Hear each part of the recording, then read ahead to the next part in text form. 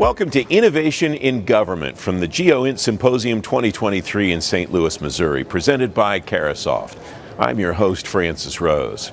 The U.S. Geospatial Intelligence Foundation hosted GEOINT.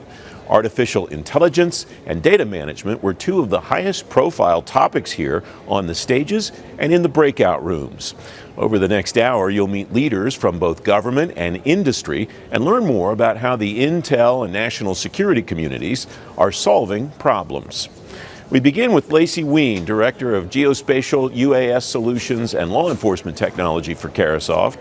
I asked her what themes she heard about most from the speakers and the attendees. So thanks for having me here, first and foremost. I'm excited to be here. It's been a great show so far. Can't believe it's the 20th anniversary of GEOINT. Yeah. So it's been a really exciting, vibe and energy around the show floor, a lot of excitement around it. As far as key themes, there's been a lot of talk around the use of AI and machine learning technology in the national intelligence space. Lots of talk around digital twins. We've seen a number of companies talking about their capabilities around digital twins and how that can be used in national intelligence. And then I think one of the interesting key themes that I've seen a lot around is just emergency or disaster response.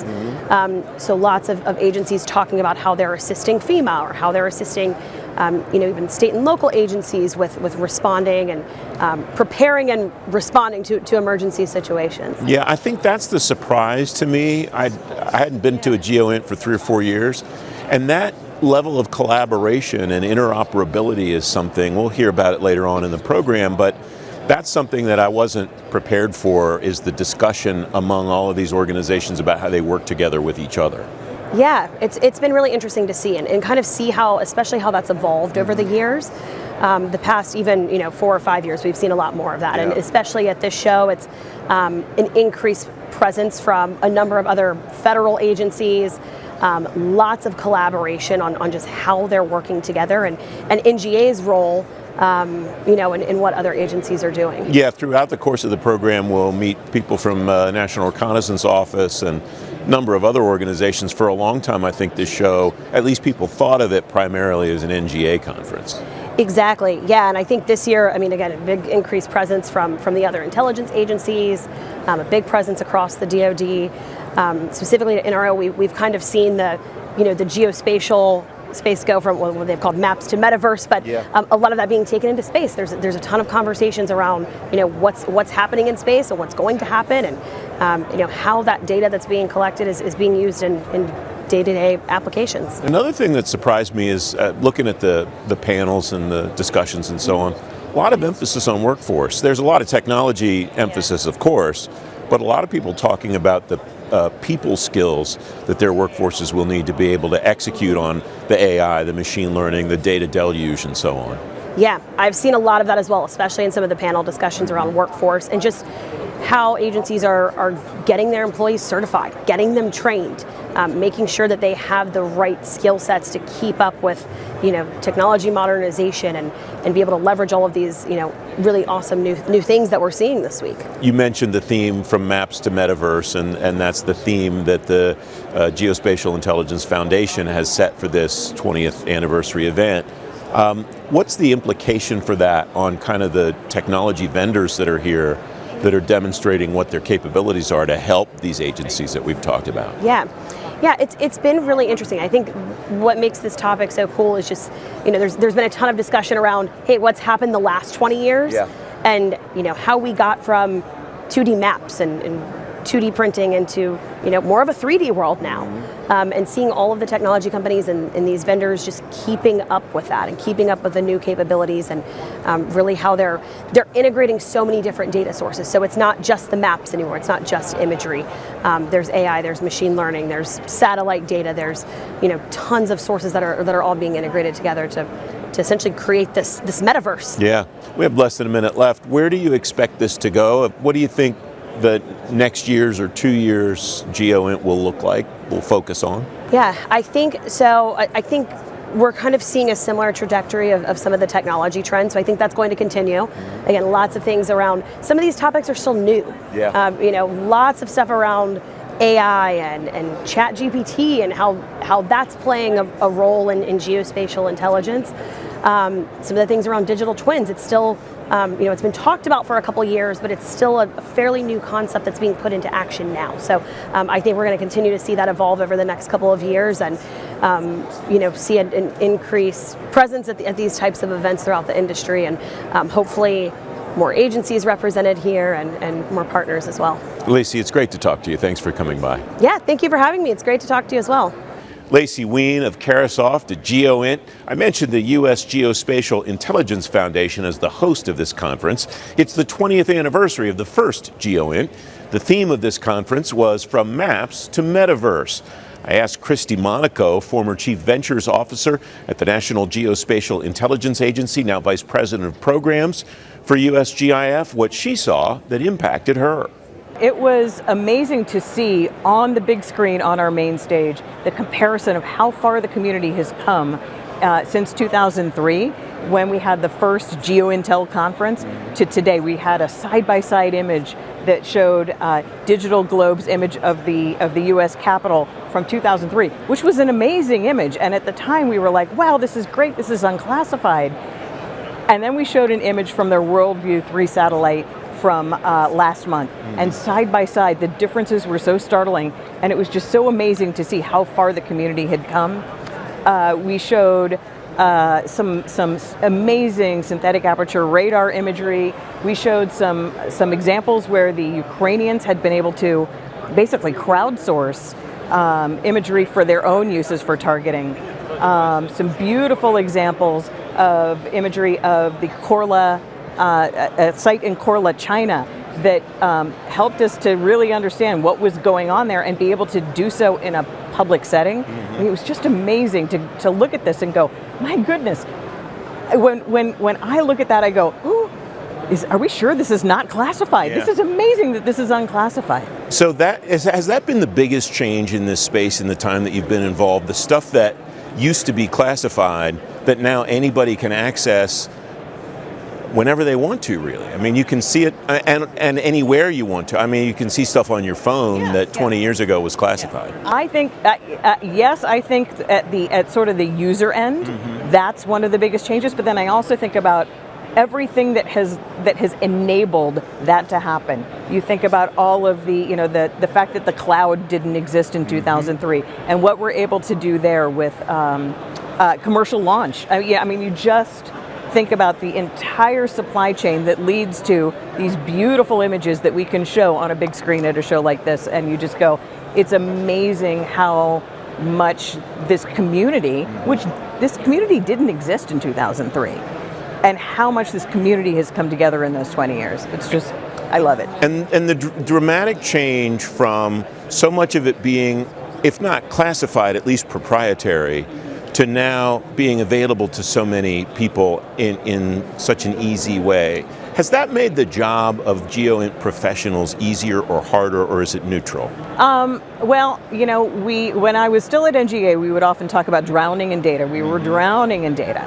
I think we're still drowning in data, but we also now have great artificial intelligence capabilities that are allowing us to sort of get our head above the water there. So one of the examples we showed today was where a company was able to basically within 2 minutes pull, you leverage their own AI algorithm to identify the Chinese balloon that had circulated over the US. They were able to identify that out of so many terabytes of imagery, find it, and then track it back to China. So that work, had it been done by a human, would have taken so long. But 2 minutes without any training data to be able to spot it in imagery and then do that tracking work. Yeah. It's yes, I think we're still drowning in data, and we're now coming to grips with how can we leverage the power of artificial intelligence to help ameliorate that problem. And it strikes me from the discussions that I've heard here that AI is not like a fairy dust that people want to sprinkle on stuff. It's usable and applicable to those kinds of technologies for mission delivery now. Is that a fair read? Absolutely. Okay. Where do you expect this to go? What's the trajectory look like to you in the next maybe year to 2 years? It seems impossible to forecast beyond that. Yeah, I know that in the next year or so, we're going to see a lot of hyperspectral capabilities coming online. So there's a lot of capabilities that are on orbit now and undergoing their initial testing. There's going to be a lot more hyperspectral sensors that are launched in the coming years. So I'm really excited to see how hyperspectral will enable and be able to be fused with synthetic aperture radar, with the electro-optical imagery, and solve some really, really interesting problems. Climate change. I mean, we're not going to solve climate change because of hyperspectral, but we're going to be able to better pinpoint, what's happening where, what effects might mitigations be improving. I'm very excited to see over these next couple of years all that new capability come online. It's great to see you. Thanks very much for joining me. Christy Monaco of USGIF. The agenda here included a discussion about bringing the Metaverse to GEOINT. One of the panelists on that discussion was Colonel Molly Solsbury, commander of the Army's 513th Intelligence Brigade. After that discussion, I asked her what she wanted the audience at that panel to take away about the Metaverse. Thanks very much for having me first, and I guess that is part of my first message is thanks for welcoming the operational community to an event like this. I think that the biggest message that we wanted to convey is that the Metaverse is maybe hard to define, but that's probably a good opportunity. The Metaverse is only limited by our creativity. And so I think that the Metaverse really starts with understanding that there's a virtual world out there, and that virtual world it can be infinitely large. And that virtual world is completely informed by humans that are creating it. And so that's really the first message that we wanted to bring to the discussion today. Is there a definition for the Metaverse that you work off of inside the Army? And if so, is it kind of a common definition with other organizations, or is everybody approaching this differently?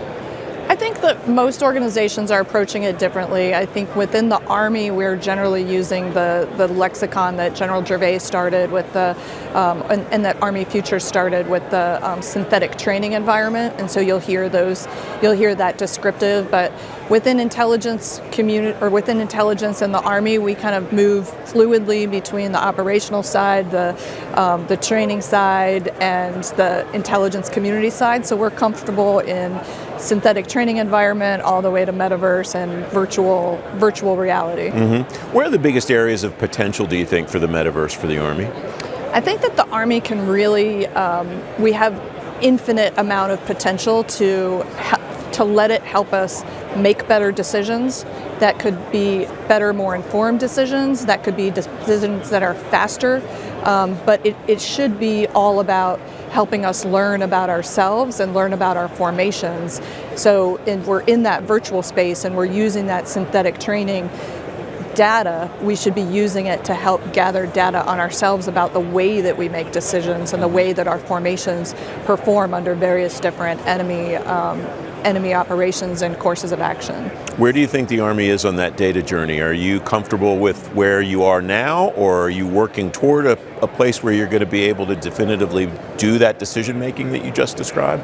I think the Army as a whole has a lot of room for improvement. I definitely think that I see tons of positive steps that are being taken, whether it's the purchasing of large GEOINT data for the synthetic training environment, or it's investing in our individuals, our leaders, our younger soldiers, everything from software all the way to advanced education in data analytics. I see all of those happening, but I think that we also are on a journey of just ensuring that we have data literacy throughout our entire formation. That's something within the 513th and within INSCOM we've been working on a ton, and I think we're doing well, and I'm incredibly proud of all of our soldiers and civilians and the journey that we're on. But I would be lying if I didn't say that I see a ton more work in front of us on our infrastructures, on our own individual literacy, and on our broader formations and how we bring them all online. I want to fast forward to say 2025 or 2030. What does a successful soldier who's working in this area do? What skills does that soldier have? what is that soldier able to do that maybe a soldier in that same position doesn't do today? Yeah, I think that soldiers 20 years from now are going to be very comfortable in understanding the data that they have and understanding how to manipulate that data and how to work within the metaverse or the synthetic training environment to pull in different data feeds to leverage those and make those available to their commanders, to their J2s, to their J3s. And I think that starts with seeing soldiers that are extremely comfortable both in the data and in their own specific domain, but also understand enough about the infrastructure and the cloud infrastructures and the network infrastructures that can be either limitations when they're not online or opportunities when we really stretch their limits. Colonel Solsbury, it's great to talk to you. Thanks very much for coming today. Thanks, Francis. Colonel Molly Solsbury, commander of the Army's 513th Intelligence Brigade. When the program continues, leaders from the Defense Intelligence Agency, the National Reconnaissance Office, and more will join me. Innovation in Government. We'll be right back. If you want insights from agency and industry leaders on the latest topics in technology, management, workforce, defense, and acquisition, sign up for the FedGov Today podcast with me, Francis Rose. I release new episodes every Tuesday and Thursday, so you'll stay up to date on the issues that matter most to federal government leaders. Listen at fedgovtoday.com and everywhere you get your shows. Don't miss out on the conversation. Follow the podcast today. Welcome back to Innovation in Government, presented by Carahsoft. The cloud will be an important part of the future of the intelligence community. The Defense Department's made several high-profile commitments to the cloud. EP Mathew is Deputy Chief Information Officer at the Defense Intelligence Agency. At GEOINT, I asked him what the cloud will let the GEOINT community do. What the cloud offers us is opportunities that we've never had before.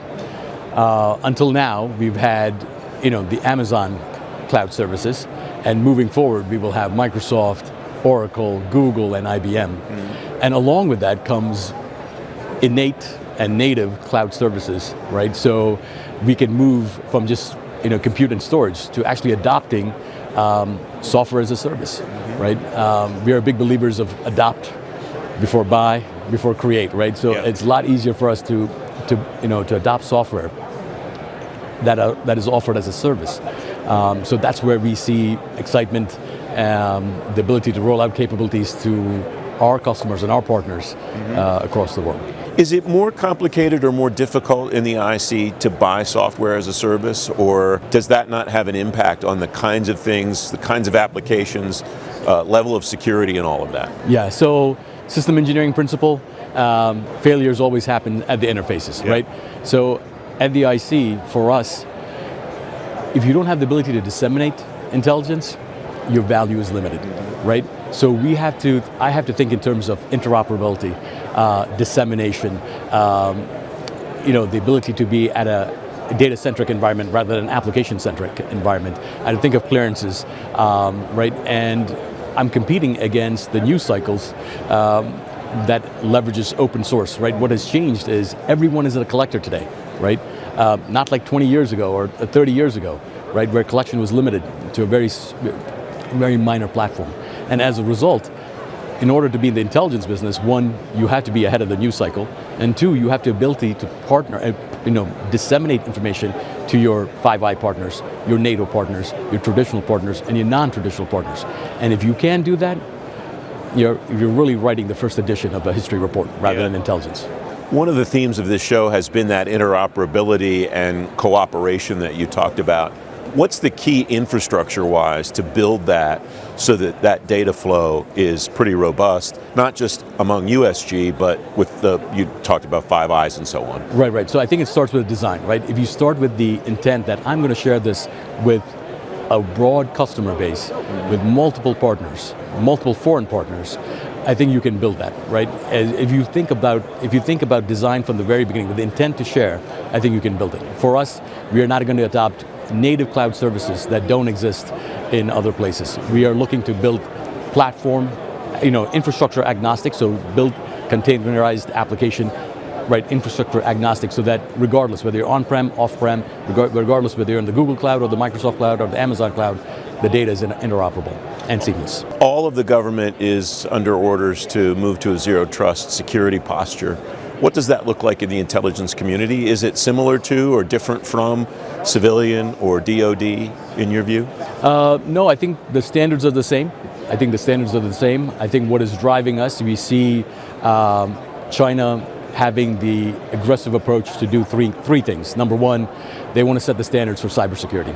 Number two, they want quantum supremacy. And I think number three, they want to set the standards for long-haul communications. And if you do these three things, you have the access to all the data. So if we don't adopt and set those standards for zero trust, what's going to happen is that your adversary is going to be inside your environment, right? And that's what zero trust is. If your adversary is inside your environment, how do you protect that data? And so our goal is to do that. What does that look like in an environment where there's a lot of data moving, not just within the intelligence community, not just within your particular organization, but with other parts of the government, with other countries around the world, and so on? Yeah, so I think this is where entitlement management matters, right? We traditionally have been a network-bound security device, network-bound security architecture, and we'll be shifting to a zero-trust architecture. We'll be shifting from an application-centric environment to the data-centric environment. So do I now give access? I don't, traditionally, like 10 years ago, if I built an application for US citizens, I would have to build another application for the Five Eyes. Now I'm going to focus on, regardless of who it is, a person who needs access and legitimately can be verified that needs access should have access to that data. We just have a little bit more than a minute left. One of the concepts of computing that I'm talking to a lot of people in DoD about is computing at the edge. Is there a parallel to that in the intelligence community? Yeah, absolutely. So specifically for DIA, our customer base is every combatant command, the J2s at every combatant command, the intelligence component at every combatant command, and also we have the defense attaches in 140 countries. So in a crisis, I can't focus on doing the processing in a centralized place, right? I want to decentralize that, right? So that the data is provided to a customer that needs it at the edge. EP, it's great to talk to you. Thanks very much for joining me. Likewise, thank you. EP Mathew of the Defense Intelligence Agency. As I said earlier, artificial intelligence and data were two of the hottest topics for both government and industry at this conference, but they weren't the only topics. Olivia Koski, solution engineer at Orbital Insight, says there are a lot of technologies that are moving from theoretical to operational. So I'm hearing a lot this GEOINT about the Metaverse, this digital universe that parallels our own.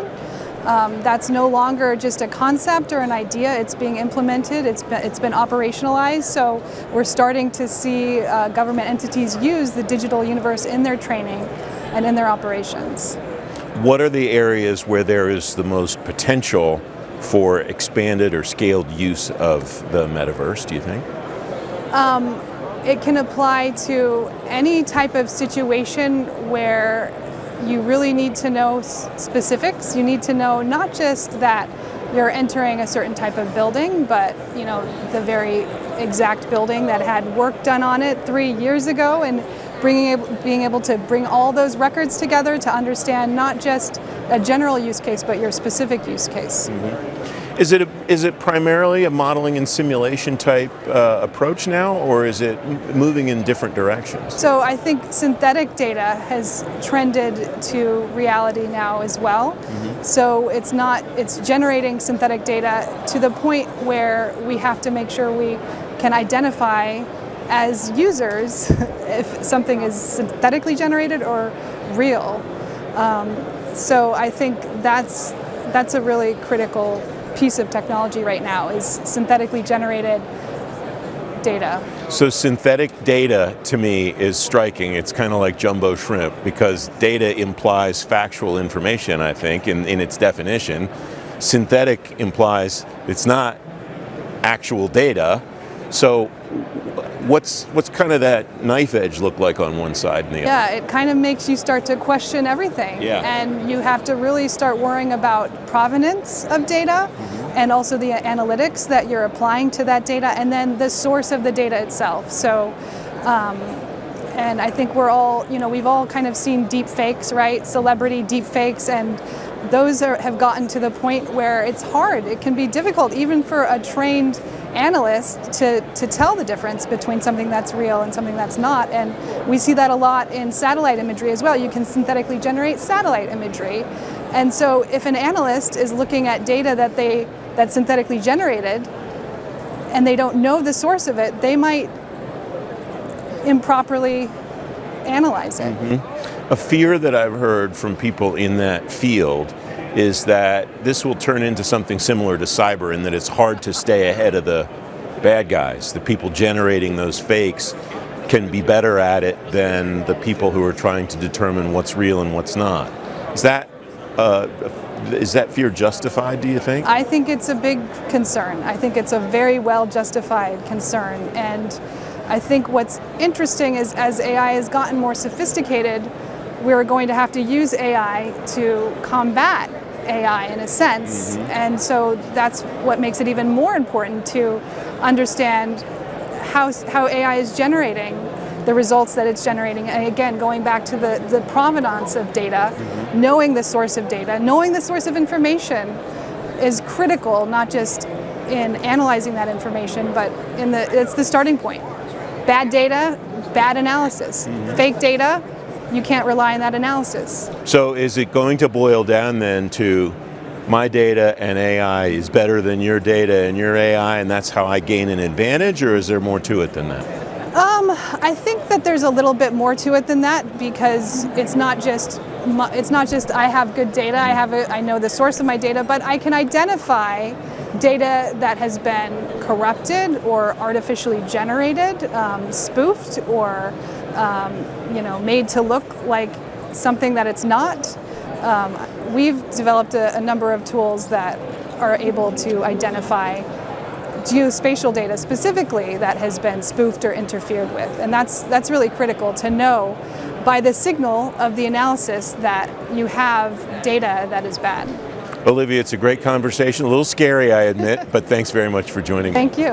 Olivia Koski of Orbital Insight at GEOINT. One of the Defense Department's biggest computing priorities is edge capability.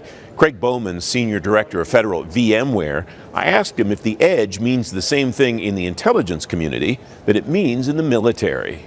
For the military and GEOINT. Yeah. So I think that there are a lot of similarities actually between the two.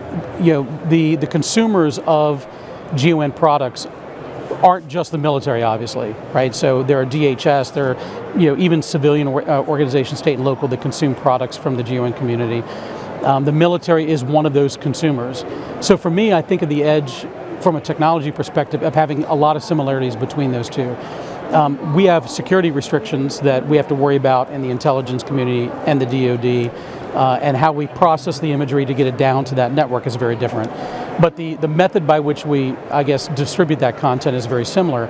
I think what's going to be interesting in the future is to see how much of the processing we can do at the edge, and so that we don't have to go all the way back to home base before we then send that value back downstream. Yeah.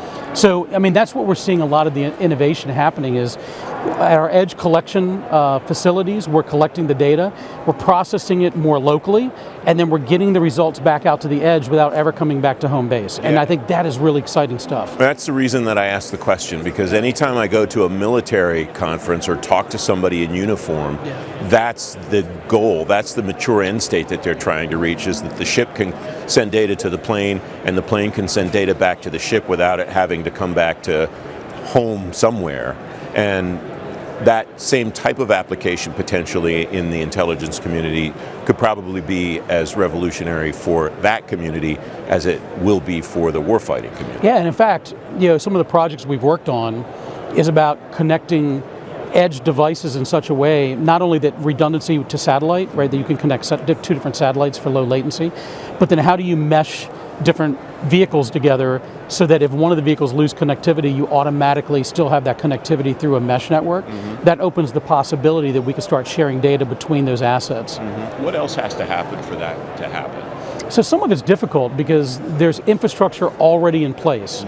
You can't just rip everything out and put all new in.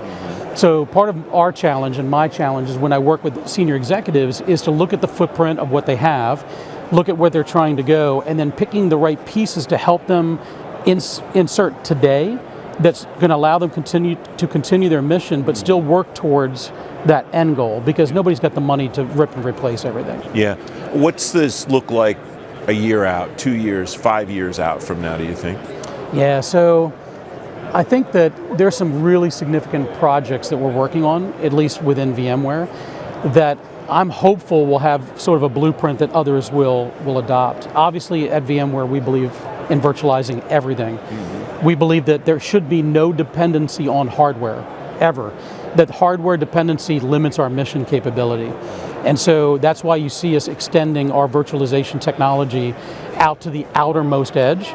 The idea that we can put any capability in a virtual container, as we begin to move it back, make the determination if it needs to go all the way back home or if we can process it and send it forward.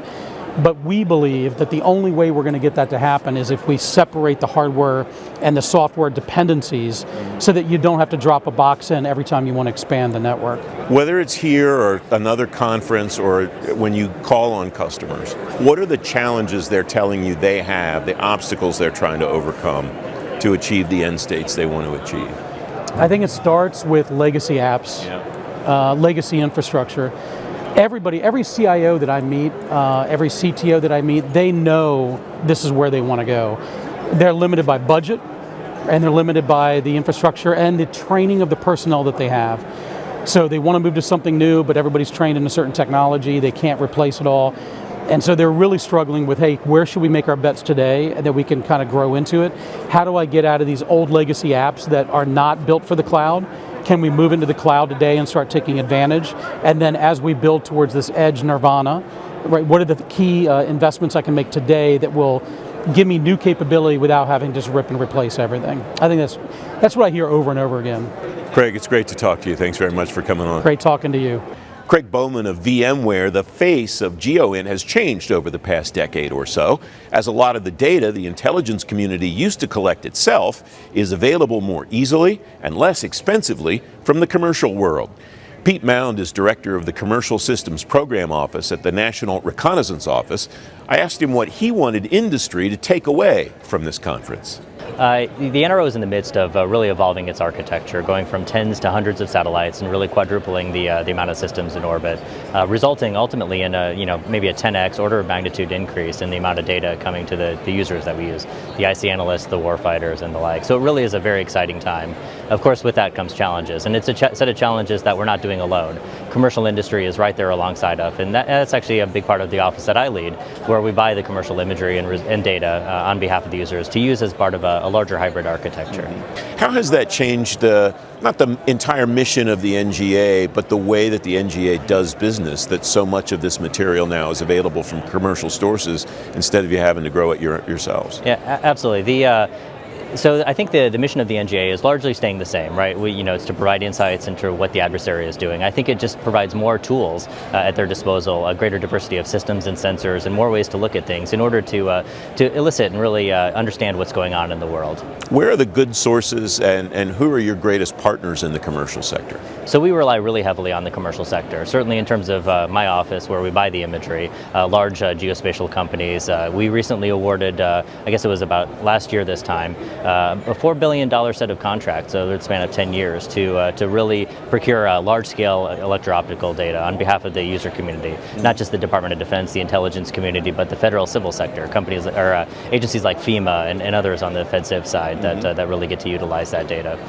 What's capable now that maybe wasn't capable 5 years ago, whether it's from the commercial sector or something you're doing yourselves, and where do you expect this trajectory to go? Absolutely. There's been a tremendous amount of innovation on the commercial side. A lot of that was actually enabled by the access to launch. Those price points have really decreased in the recent years, and that's enabled an entirely new set of business cases to close and new capabilities to come to the fore, especially in terms of proliferated systems that really just weren't cost effective previously, now are, certainly on the commercial commercial sector, and that's enabled new opportunities for us to take advantage of them. Is that something that you expect to see continue in the future? And is it just related to the cost of getting the satellites up there, or is there something else at play there? I think there's a big enabler, but there's a lot of other downstream implications that follow from that. Just getting capabilities up into space is a big step. Historically, that was a big capital hurdle to get over. But now that access is a lot more, I'll say, affordable and approachable, just new sensors, new phenomenologies, other things, come from that. One of the big, opportunities that we see moving forward is AI and ML and computer vision and those sort of things, making sense of this broad variety of data now coming down. The way you handle that is not through additional humans or additional eyes. It's really utilizing some of the innovation that by and large comes from commercial industry, academia, and the like. Those are all things that we're working hard to really leverage, and I think are going to be key to make sure we can get those insights that we need to. Using automation, AI, and so on, what are the things that you expect to be able to do at some future point that you think that today you'd like to, but maybe you can't or can't do as much of as you would like? I think a lot of it is just extracting all the insights that we can out of the data that is coming down, really making sure that we understand and aren't missing anything out of those data streams. Another big part is just speed, making sure that we can do that sort of analysis and exploitation, and by we I mean the larger intelligence community and Department of Defense. Just make sure we can make those decisions on a machine-to-machine timeline, really at speed, in order to perform the both intelligence and warfighting functions that we enable. I don't mean to make it sound as simple as I'm about to make it sound, but you get the satellites up there, or a commercial provider gets the satellites up there, you capture the images, you obtain the images. What else happens, or what can happen technologically to accelerate that? Or is it just a matter of continuing to refine that process to make that process less expensive, more accessible, more efficient, whatever? Absolutely. Well, there are a lot of segments to that process, and frankly, each and every one of those we can accelerate. Certain things like orbital dynamics are what they are, but there are mechanisms to be able to get data down faster.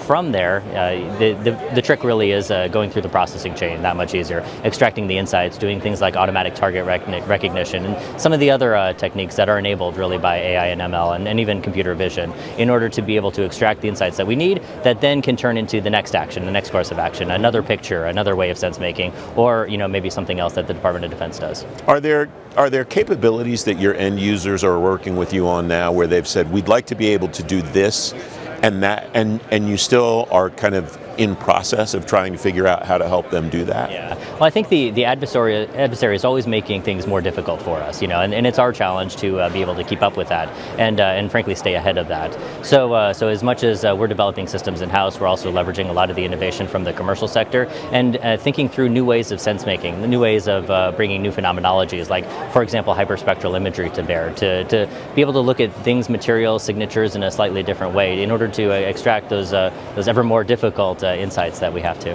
We're almost out of time. You mentioned a big contract that you let recently for hyperspectral satellite imagery. What does that name mean, and how is that type of imagery different than what you've used before? Absolutely. Hyperspectral imagery is really a really innovative and frankly complicated phenomenology that allows us to really try to make sense of the materials and the structures and the chemicals in certain materials, be it, for example, a certain type of concrete or a certain agricultural health. There's lots of things, lots of insights that you can gain, and obviously a lot of those are useful for the intelligence community. Pete, it's great to talk to you. Thanks very much for joining me. Absolutely, happy to do it. Pete Muend of NRO. The GEOINT field includes a wide variety of specialties within it. You'll learn about one of them from an NGA expert when Innovation in Government continues in a moment. If you want insights from agency and industry leaders on the latest topics in technology, management, workforce, defense, and acquisition, sign up for the FedGov Today podcast with me, Francis Rose. I release new episodes every Tuesday and Thursday, so you'll stay up to date on the issues that matter most to federal government leaders. Listen at fedgovtoday.com and everywhere you get your shows. Don't miss out on the conversation. Follow the podcast today. Welcome back to Innovation in Government, presented by Carahsoft. Geomatics is one of the specialized fields within the GEOINT community. Dr. Nikki Markeel is NGA's Senior GEOINT Authority for Geomatics. She explained what geomatics is and how it connects with what people were talking about at this conference. Well, geomatics, broadly written speaking, is the collection of sciences that enable us to define, geospatially based data on above or about the Earth for a broad array of purposes, ranging from obviously position and navigation and timing all the way up through a broad range of geospatial intelligence. How is that changing with technology and with the way that people are doing that work now? Well, I think we've broadly and for very, very long had an essential problem that we have become par excellence as a species at collecting data. Our ability to process and to make sense of that data and turn data into meaningful information has something that has long been a struggle. And as particularly computer technology and aided by things like emerging artificial intelligence and machine learning is onboarding, it becomes increasingly of greater capability for us to make sense of that data and to extract meaningful content, information from it all in order to make better sense of our world and make better strategic decisions. Is the technology to parse that data, to analyze it and curate it, accelerating faster than just the gross collection of the data, or are those two things not necessarily interdependent? I think really overall it winds up being an arms race, and without question, as I noted, for many, many decades, the ability to process and make sense of data has lagged behind. Now again, we are seeing, particularly with cloud computing and leveraging a broad range of technologies, the ability to catch up is coming and coming quite quickly, and without question, it's all accelerating.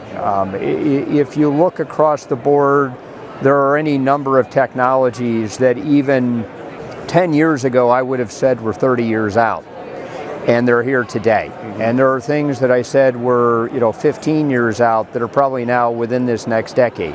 So without question, across the board, the broad range of technology is accelerating at a pace that's almost unimaginable. What are some of those technologies that you thought were farther out than they've turned out to actually be? Probably one of the most interesting ones, and it goes actually to the side of collection, is really quantum sensing.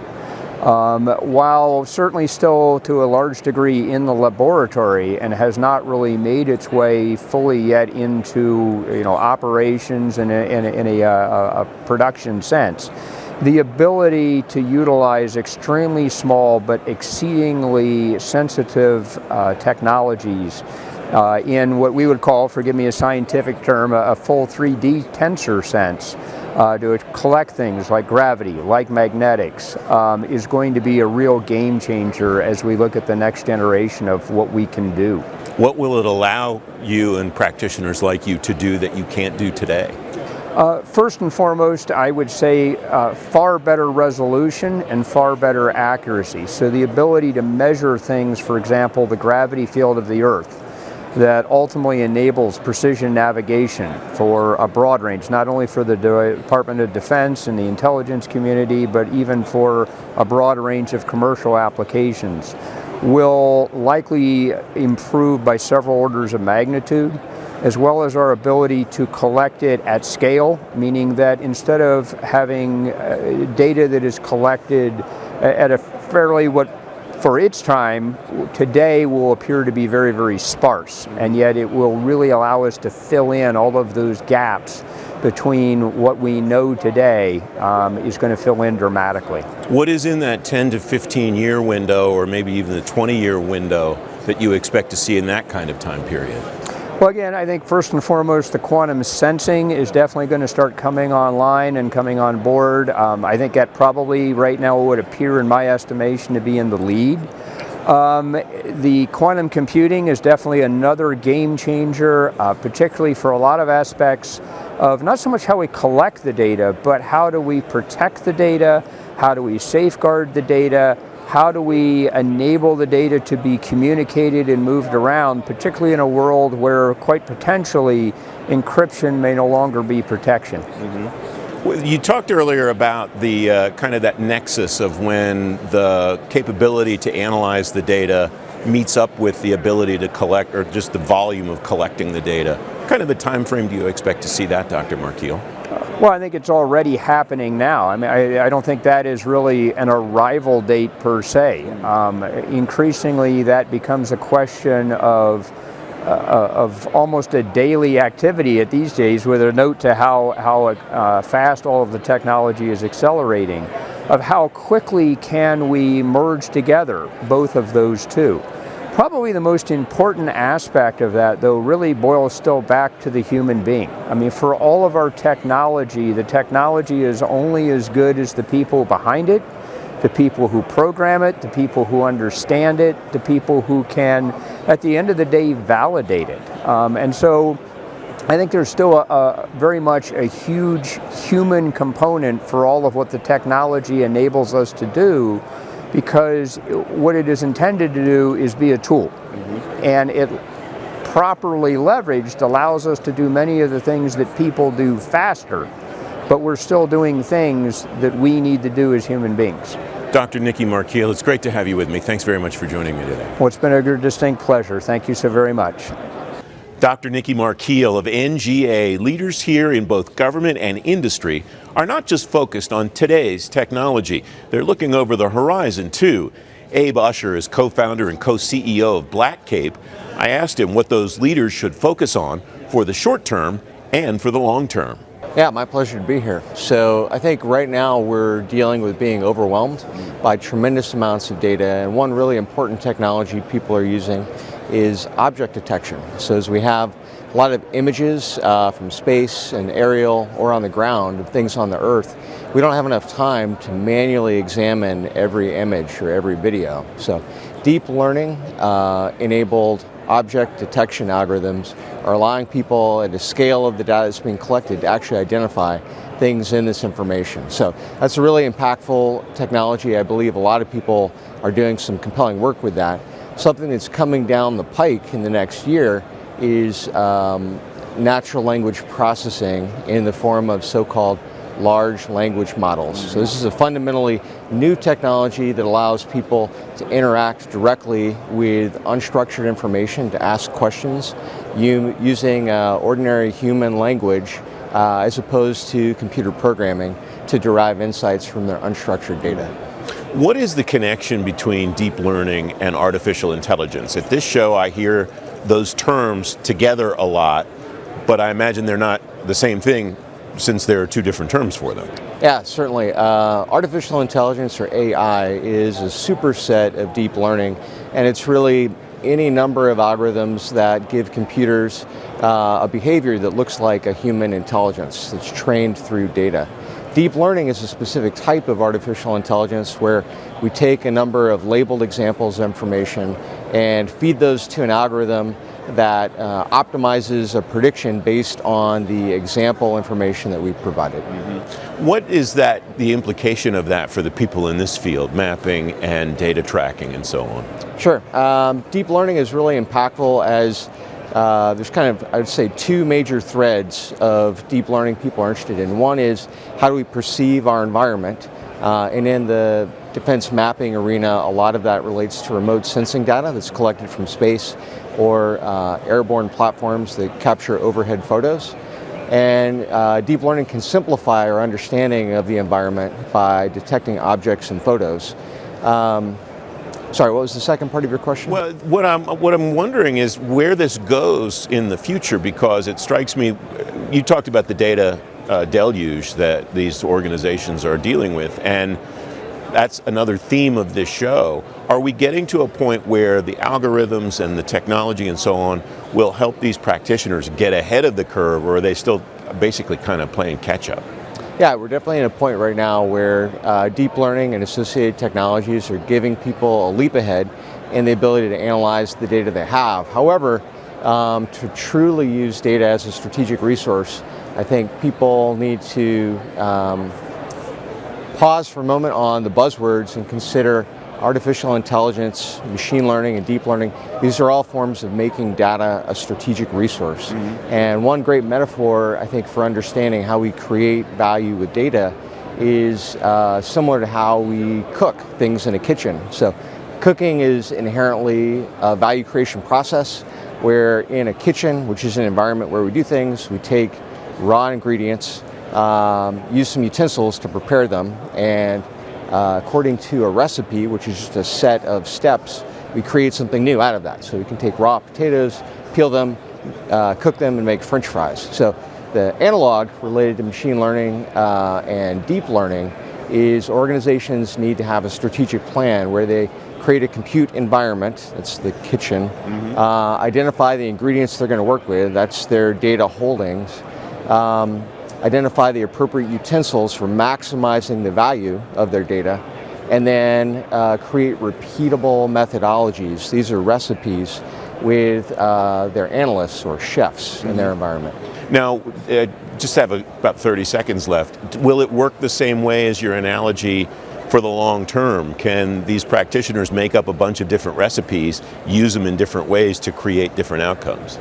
Absolutely. So I think people that want to create value with machine learning, if they're just getting started, the first thing they should do is collect and organize structured data and create samples of questions they want to answer, and what are those answers. Abe, it's great to see you. Thanks very much for joining me today. Thanks for having me. Abe Usher of Black Cape. All of the components you've learned about on this show won't work without resilient systems. Chris Tinkham is Regional Sales Manager for Observability at Splunk. I asked him to define digital resilience as government agencies modernized. Yeah, like you said, everyone here is trying to go through this digital modernization journey, and a key part of it is definitely resilience. If your platform's not online, if it's not up and running, it doesn't matter how modern you are because you're not going to have the capability. So modernization is key. It's important because we got to keep up with our competitors, our adversaries, but resiliency is a crucial part of that. And with resiliency, you need to make sure that you're able to be scalable, to be able to meet the demands and needs, make sure you're secure, and make sure you'll be able to adapt to the changing needs of the environment and continue on that modernization journey. So basically, digital is running the business today, and if you don't have that online, the business goes down. Yeah. You're not going to be able to support the mission at that point in time. Is it more than just the idea of we have to keep the business case or the business use, the mission going at the same time as we do the modernization? Or is it that simple? You have to be able to do both at the same time. Yeah. I mean, if you're not evolving, then your adversaries are getting ahead of you. But at the same time, if you're not secure, you're not able to run online. And so a lot of the key to that is, first you have to have the data that's going to give you that insight into how to stay resilient. And a lot of these places, they have this data, but at the same time, it overwhelms them. They don't know what to do with it. They almost get into paralysis with too much data. So you have to be able to take that data and turn it into something. And a lot of these places are like, we've got the data, cool. What do we do now? So you need to prioritize what parts of the data are most important to your business, what parts of the data are most important to your mission, keeping it secure, and then be able to turn that data into something that's actionable. So whether it's giving you insights through the dashboards out there or automating responses to it, you have to be able to say, we know this incident's out there, we know this event's happening, but then now what? And the key to the data is not just having it, but having the wisdom to sort of take the next step with it. From both a tactical and a strategic perspective, what are the organizations that are doing this well doing that qualifies them as doing it well? So I think there's a few things to that. One is, like we got out earlier, or hinted at earlier, a lot of these are overwhelmed by data. There's just so much coming in, and they don't do any correlation on that data, and they just throw it out to everyone. So I get something, you get the same thing, it goes back and forth, and none of us know what to do with it. So you have to be able to correlate it and then have actions associated with it. So oftentimes we actually see where people have less data, or less events that actually get to them, but it's correlated, and they're able to do more with it because they're not paralyzed by it. And then have plans in place to know what to do with that, and hopefully automated responses. And so with the automated responses, they're able to spend more time then modernizing the system because they've automated how to handle the incidents and problems that they have. What should leaders in this area be thinking about today that maybe they don't have to execute on right now, but that is coming at them over the horizon in the not too distant future? So in terms of executing and like what they need to do right now, I think a big part of it is having a strategy for how they're going to automate their system. The attacks are coming more and more. They're becoming more sophisticated. They're coming in places that they never have before. And so they need to be prepared for that, but then automate the response so it's not just the same time-consuming tasks over and over again. How does one stay out of the temptation to just automate, to go buy some automation and stick some automation on something rather than think through it strategically? Yeah, we've seen that a lot. I mean, we've actually had customers who've bought the automation tool and then said, all right, we've got the automation. This is great. We're going to automate everything. Now what do I do with it? Now what do I do with it? And we're like, well, do you have processes defined that you're going to automate? Well, no, we're just going to automate. Well, what are you going to automate? So you do have to take a step back, define what your processes are, define what your priorities are, and then take those processes and put it in the tool. And so it's actually doing some good and being helpful. And involve the users with that. Yeah, so it sounds like the core of this is what the core has always been, which is determine what's the point, what's the mission before you start. It's always going to come back to that. You're always going to have that same issue. If you don't know what your priorities are, what your end goal is, then you really have no good place to start from or no clear direction to set your developers in. Chris, it's great to talk to you. Thanks very much for joining me. Chris Tinkham of Splunk. You can read more about all the topics you heard about on this Innovation in Government program presented by Carahsoft at fedgovtoday.com. And you can watch the show again anytime on demand at our website too. I'm Francis Rose, the host of FedGov Today. Thanks very much for watching.